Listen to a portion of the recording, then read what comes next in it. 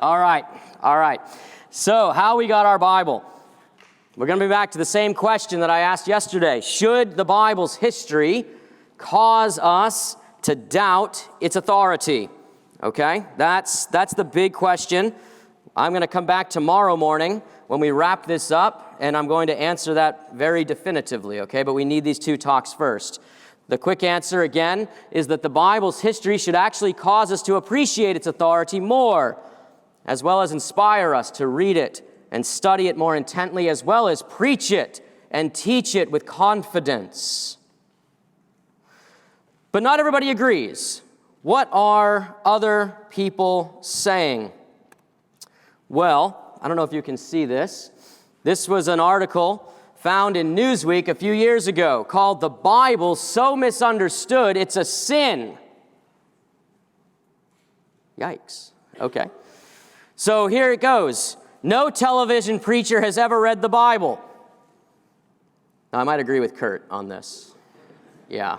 I don't know when the last time is you've watched a TBN or television preacher. They probably haven't read the Bible. Okay, fair enough. But at best, Kurt Eichenwald says, at best, we've all read a bad translation. Wow.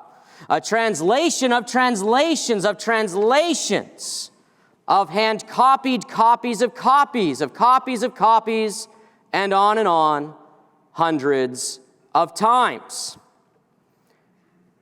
Now, Dr. Noonan and I did not plan this, that we did this telephone game here. This was totally providential. He did the telephone game in a matter of 5 minutes. What do we have? 6 transmitters, I guess, if we count Dr. Tim there at the beginning. And we didn't come up with a message at all, right? See, Kurt's playing on that, isn't he? He's trading on this telephone game, isn't he here? Except he's a little more honest, and he talks about hand-copied copies of copies. And yet we're supposed to come to the same conclusion that no one has ever read the Bible, because the Bible comes to us through many, many manuscripts. You see, that's the problem. Another scholar, Dr. Michael Law, puts it this way: we have seen repeatedly that the Septuagint, we'll talk about that in a minute, that the Septuagint, and especially the Dead Sea Scrolls, offer proof that the Hebrew Bible was not fixed before the 2nd century CE or AD. Okay, that would mean that the text was fluid, you see. So there are two issues here. We've got, was there a fixed text before the 2nd century AD? I'm talking about the Old Testament text. Was it fixed, or was it still fluid? That is, copies of all kinds, all stripes. Could we ever go back to anything called the original Word of God? That's what's at stake here. Second, were ancient readers and scribes of the Bible bothered by the state of disrepair of their copies? I want to answer that question kind of along the way. A little note here about textual criticism. Now, that phrase is a little unfortunate. What we mean by that is just deep scholarly study of the Bible, okay, in its manuscripts. Criticism is a bit of an unfortunate term. It's one that was chosen centuries ago, unfortunately. But textual criticism just means the scientific, scholarly study of the Bible according to its earliest manuscripts. Okay, that's all we're getting at here. But we need this study, we need this discipline, because all of the originals are lost. Yeah. We can't go back to the copy, say, of the Gospel according to Matthew, that when he, finished and put the pen down, that copy doesn't exist. That text doesn't exist. But we have copies of the Gospel according to Matthew that we wrestle with. Second, copying by hand is hard. So the telephone game was really hard.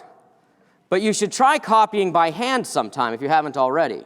Here I am talking to a generation that it just uses tablets and things, and phones. But you should try copying something out by hand, just to see how difficult it is. And you'll make silly mistakes without even knowing it. And to make matters a bit more complicated, the surviving copies don't all agree. Okay? That would be nice if all surviving copies agreed, but they don't.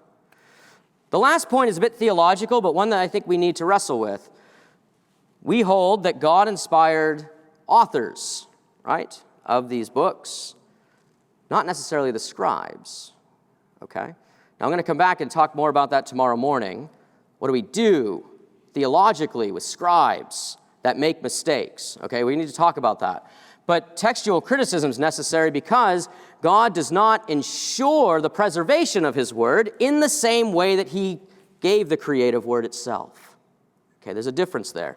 And we'll have to come back and discuss that. Now, what's the evidence for our Hebrew Bible, our Old Testament? By the way, I don't know, the last stat I heard, Dr. Noonan can correct me if he wants, but I heard that 77% of our Bible is the Old Testament. Something like 77%. Yeah. So I'm going to focus on it.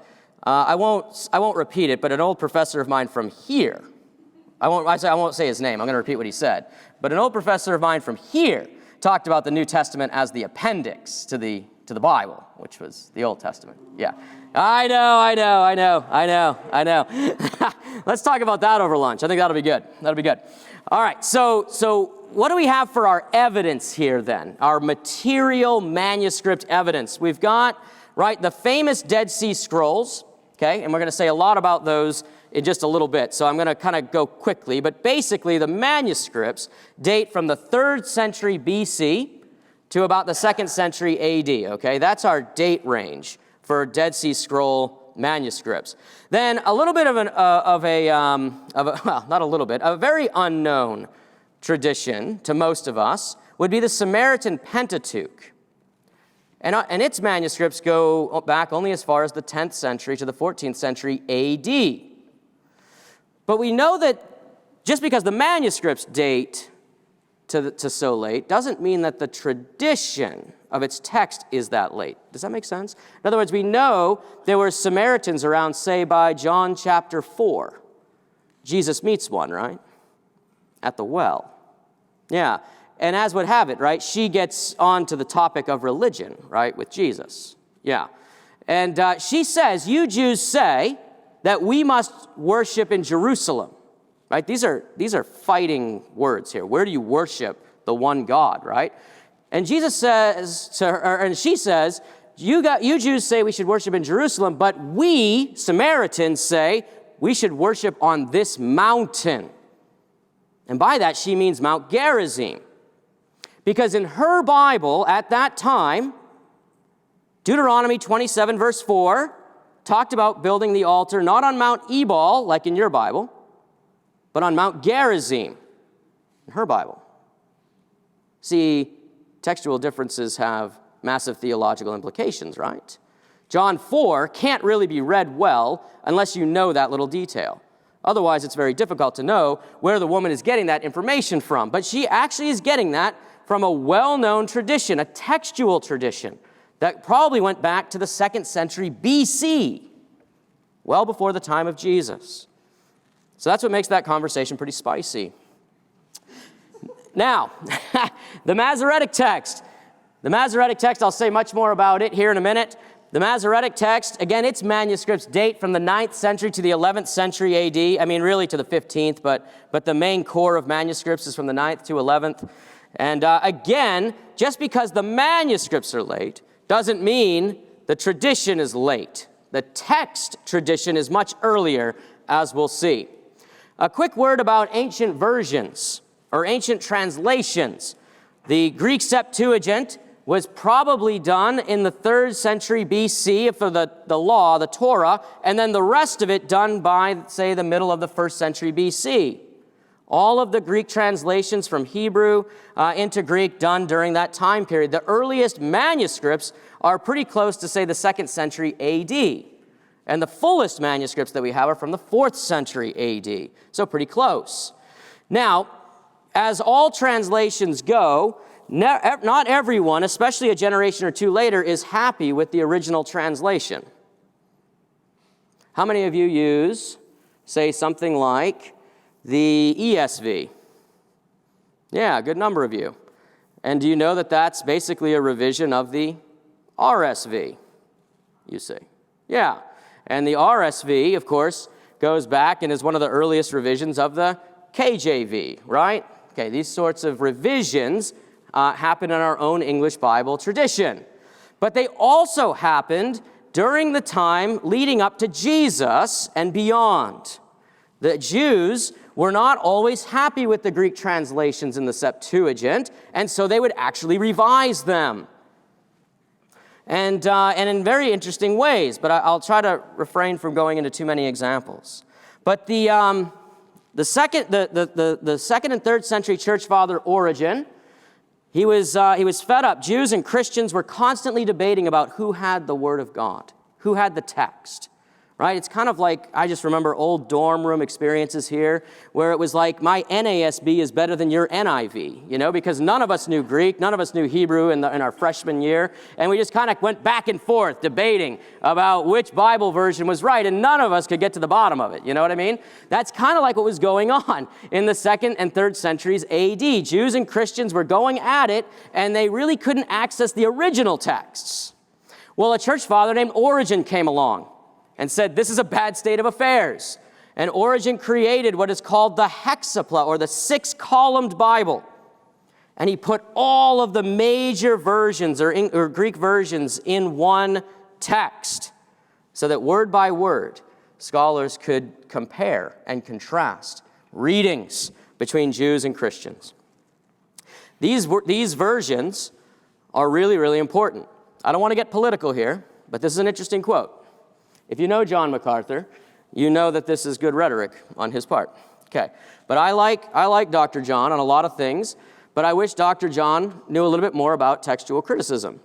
Okay, because he said this, I think last year at the G3 conference. He says, Scripture says, "O my people, their oppressors are children, and women rule over them." That's a direct quote out of the ESV from Isaiah 3, verse 12. Then he says, "And God has given us a woman as vice president, and a child as president." Now, that's the part I want to ignore. Okay. But interesting, that reading, though, of Isaiah 3:12 actually influences his politics, his theology. But let's go back a ways to the 10th century AD. This is a segment of a Greek manuscript. Okay?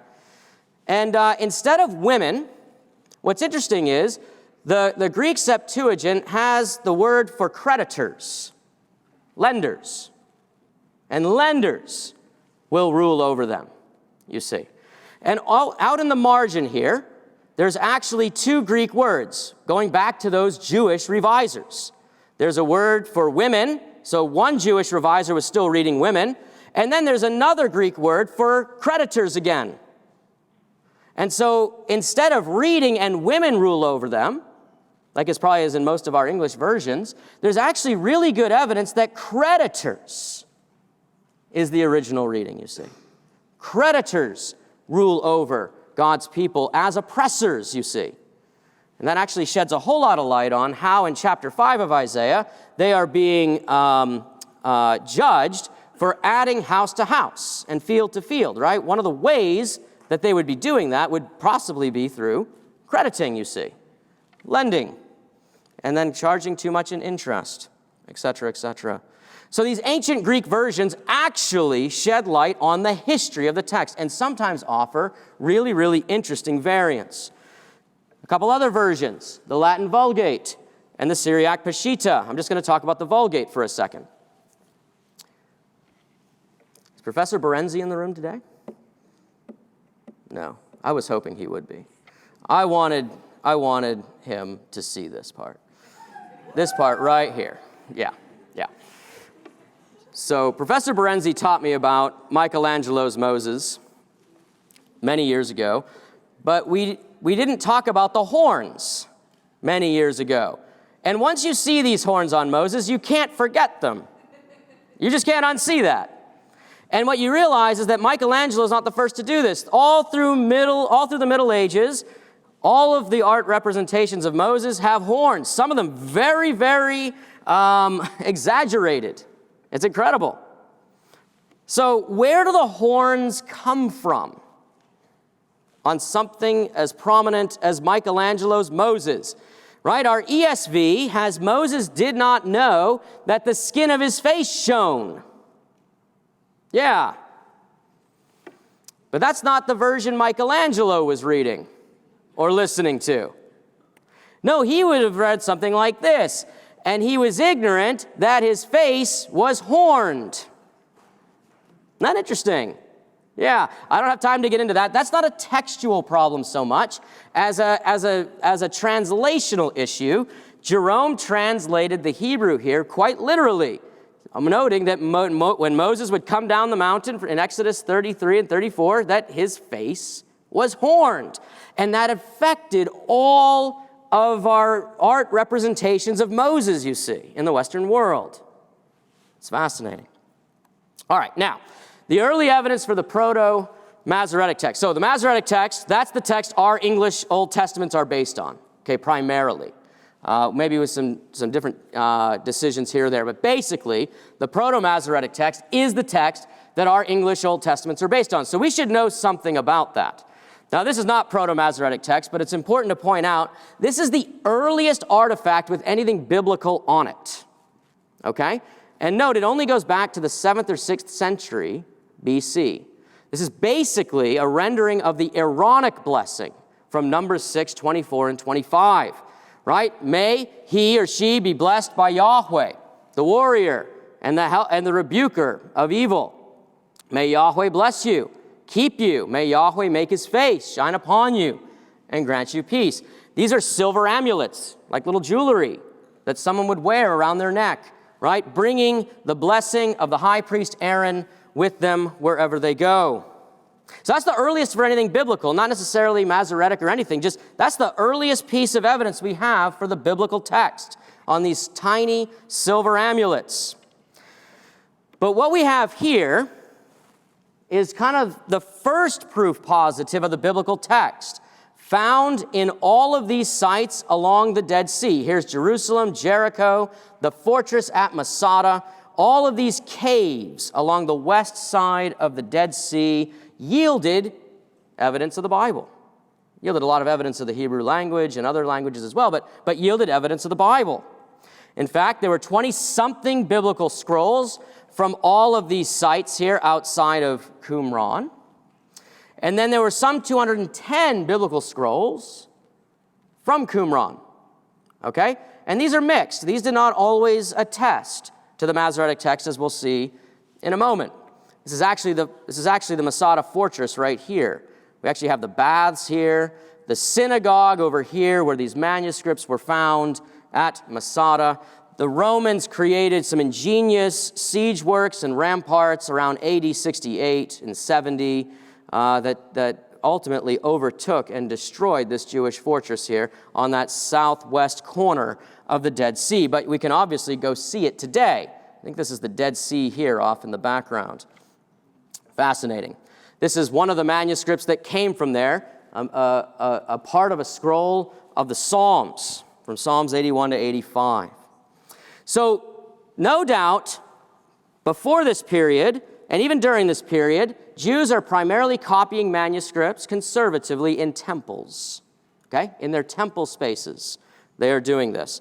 We have evidence for a number of books of our Old Testament copied conservatively in this way. And we find those mainly at those other sites outside of Qumran. Now, the Dead Sea, or the Qumran caves, these yielded up around 210 biblical manuscripts. I mean, it's important to, let me just go back and just say something real quick. Before these Dead Sea Scrolls that were discovered almost 75 years ago, before these, our earliest Hebrew manuscripts came from the 9th century AD. Yeah. Now we can get back 1,000 years, right, into the text history of the Old Testament by the use of these Dead Sea Scrolls. But we've only known about them for 75 years, right? The very study of the Dead Sea Scrolls is in its infancy right now. Some of the first editions weren't even published until after the year 2000, right? So much to explore here, actually, so much to research when it comes to the text contained in the Dead Sea Scrolls. All right. How many manuscripts are there for this Masoretic text tradition? Interestingly, no one knows for sure. No one knows for sure. The manuscripts are found in university libraries, national archives and libraries, and of course caves like we saw at Qumran. So no one actually knows for sure when it comes to how many Hebrew manuscripts there are. We do know some 24,000 biblical fragments were found at an old synagogue in Cairo. That number, though, just pretty much finally came to light, okay? We know that there are some 11,000 records of manuscripts and remains of manuscripts in the National Library of Israel. So with these, we could get to something like 35,000 manuscripts and fragmentary remains from the 15th century AD and backwards. How many have heard that the New Testament has the most manuscript evidence for it out of any book from antiquity? Yep, lots of hands, yeah. And it's just not quite right. I think there's another sense in which the New Testament is well attested. I think it's because the manuscripts are closer in date to when we thought or when we think the books were written. But the Old Testament, the Hebrew Bible, is far more preserved than the New Testament in reality. From the 3rd to 8th centuries, though, we only have a handful of manuscripts. This is sometimes called the silent period. I'm going to come back and talk about this Ashkar Gilson in a minute. These are all the important manuscripts up to 1100 AD.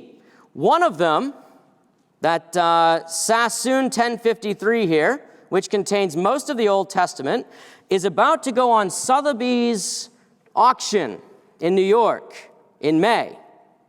Any guesses on how much that's going to go for? I heard 10 million. 50 million. Yes, they expect it to fetch $30 to $50 million. I wanted to put in a bid, and then I heard that and was like, oh, that's not going to happen. That's not going to happen. But that's a gorgeous picture. That gives you an idea, too, of just what that looks like, right? That old book, that old codex of the Hebrew text there contains almost the entire Hebrew Bible, and its date is debated, sometime between the 8th century and the 10th century, which I'm leaning more towards the 10th these days. All right. The manuscript, though, that is most important, I would say, to this Masoretic tradition, the one that our Bibles truly are based on, is this, what we call the Leningrad Codex. So here's again just a page from Psalms 81 to 84. A little bit more fragmentary, but dated a century earlier, is the Aleppo Codex. I wish this image were a little better. It's not. But you can see here, 100 years earlier, perhaps, the Aleppo Codex preserves the same exact text. These are very detailed Masoretic notes here. These are notes talking about, counting of letters, counting of words. Where are we in the book? Are we halfway copied yet or not? These are incredibly meticulous notes that Jewish scribes started to employ probably around the 9th century and forward at least. That's when we see them documented. But really, they're probably being transmitted all along. Now, what can we say about the copying quality, right? This is the whole point. Eichenwald, Kristen Swenson, I cited her yesterday, Michael Law, they have to show that the manuscripts were really treated like the telephone game in order for the rhetoric to stick. Do you follow me? What was our Bible copied like the telephone game? Let's think about that. Because that's what these books, these articles in Newsweek would have us believe. Well, in fact, I'm going to show you conservative copying. They actually copied quite strictly, letter for letter. But they did also copy in a freer way, and we should be aware of that. I'm going to mention that. But did the scribes care about quality control? Let's use Isaiah 40, 7 to 8 as an example. It's really ironic that I'm going to show you a pretty big textual variant in the verses that say, the word of our God stands forever. I know. It's not lost on me. It's not lost on me. All right. But here it is. Isaiah 40, 7 to 8. The grass withers, the flower fades. When the breath of Yahweh blows upon it, surely the people are grass.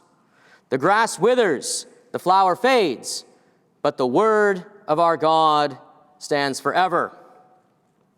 So, what happened when the Jewish scribe, around 150 BC, copied these verses? He started copying here, right? The grass withers, and the flower falls, then you would expect, right, the surely, right, all people are grass, right, that line to come, but that's not what we get. But the word of our God will remain forever. That's actually what he copied on the line. What did he do? What happened? His eyes kind of skipped, didn't it? Yeah, which is kind of like what you and I would do too. If we weren't paying truly attention, what would happen is our eye would skip all of the text in verse 7 because verses 7 and 8 begin alike, don't they? And so our eye would go all the way to verse 8. And that's exactly what this Dead Sea Scroll scribe did. His eye skipped all the way to verse 8, all of verse 7 eliminated. Now that's a careless copying mistake. That in itself doesn't show that they would care about the quality of copying or not. What I find interesting is that in this manuscript, all of the missing verse begins here and goes through the margin and down the side here. That's interesting. The missing text of verse 7 is actually added back in by the same scribe or a corrector. Do you see what I mean? See, they actually do care about the text, right? They actually do want to get it right. The first scribe made a stupid mistake, but it's a very common one, either he or someone else caught it and actually inserts the text all the way down. That should give us confidence, actually, because that shows that they do care about the copying of the text. Now, I'm going to ask this question, too. How many have heard that when a scribe makes a mistake, they might just roll it up and throw it away? Oh, I saw some hands. Yeah, I believe that, too, until I saw some of these pictures. And I went, oh, well, that's not what they did at all. You know, it takes something like 20 sheepskins to make enough parchment just to copy the book of Isaiah. I couldn't see them crumpling any of that up and throwing it away, you see. It's amazing. All right, I want to talk about some more conservative copying here. We could actually go up the road at Duke University Library and see this manuscript called Ashgar Gilson. Also, I believe the scroll out front has the text open to Exodus 15. What's going on here is this is a fragment of a scroll from the 7th or 8th century, copying Exodus 14. And then when it gets to Moses' song in Exodus 15, it breaks into this elaborate layout. Here's the manuscript from 400 years later. Same thing, exact copying all the way to Exodus 15, elaborate layout. I'm from Massachusetts. This is the time gap between us and the Pilgrims coming over on the Mayflower. That's how long 400 years is. When we look at these lines, what we'll see is that this is, again, 300 to 400 years of time. Everything is copied exactly as it should. This is the manuscript from the 8th century. This is the manuscript from about 1008. You see, the manuscript from 1008 has to actually use these little dots here, doesn't it? Just to make sure every line begins and ends the same way. Yeah, same thing down here, in here. Whereas because the later scribe is using this text up here, and he notices how every line begins, how every line ends. Every line of these 5 lines must end and begin the same way. Notice the blank line here, also copied here. And then the same elaborate scheme as we saw in the larger photo earlier. That's conservative copying. There are hardly any, if any, textual variants between these manuscripts that are 400 years apart. Now, how about something from a bit earlier? Let's look at Psalm 82 from that Masada text again. Here's Psalm 82, the one from Asaph. Here it is in the Aleppo Codex. When we put the first few lines side by side, what we see is that in Masada, they were using a break in the line here as a guide to the reading. The reading would pause here and then here at the end of the line. And then the reading would continue and pause and then be picked up again and then pause again. Now, the later manuscript doesn't represent the same system with the spaces, but it does represent the same pauses by using things like accents and vowels. But what's interesting is that every end of line actually corresponds with these accents, and when you look at it consistently, what it shows is that not only was the text copied faithfully letter for letter, but it was actually read the same way over a 1,000-year period, you see. That to me is fascinating. Not just the copying, but even the way in which Psalm 82 was read. We can show that there was continuity in the reading. All right, very quickly, let's look at an example of free copying. These are the manuscripts that get talked about in Newsweek, Time Magazine, and the New York Times. So I should let you know about some of this. This is Deuteronomy 5, which contains the 10 Commandments. How dare a scribe tamper with the 10 Commandments? And yet, he does. In verse 15, everything's good.